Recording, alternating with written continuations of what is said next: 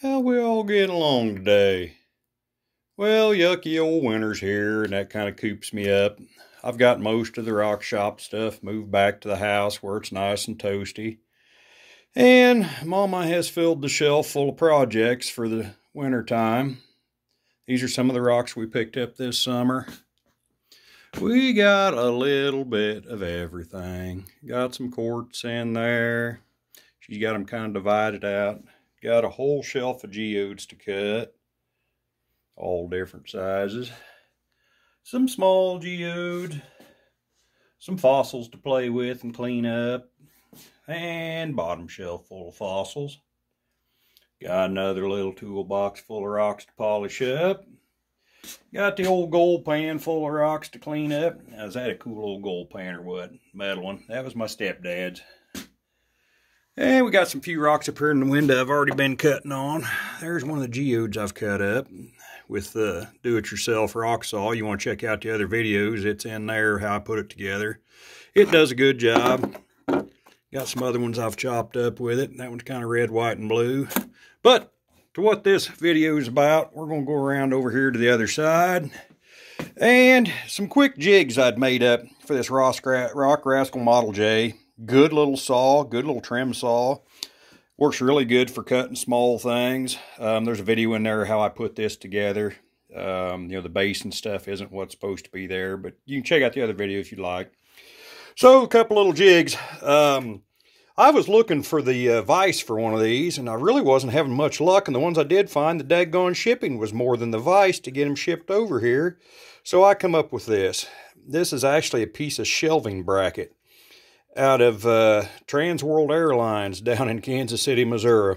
My uncle was head of maintenance there, and he packed some of the shelving brackets and stuff out to the farm. And so I salvaged this one and made it into me a nice little tray.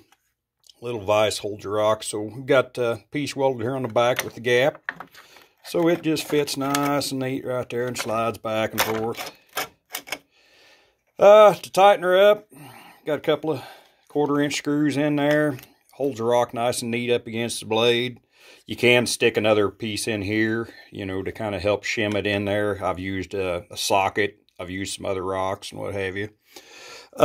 This one's a little more crude, but it works really well. It's just more like a rip fence for, cutting pieces of flat. There's one I cut with it. It turned out pretty nice. Not too bad. It's ready to be shaped on up into something. I'll figure I'll make something out of that. Pretty cool. So, this is just real simple. Piece of angle iron, welded up with a nut or a long bolt through it. It's in there so it can rotate. On this end, took another piece of angle iron, trimmed it to the contour to fit the slide over here. Flip her over, you can see how I welded the nuts in there so it can be adjusted in and out for however thick you want to cut. Get that set the way you want it. Got a nice little C-clamp. Just clamps her down right there. Then you can just cut to your little heart's content. To change the depth, all you have to do is turn the nut over here and that'll slide her in and out. Works just fine. If I could just buy enough mineral oil to keep everything going, boy, that stuff's doubled in price.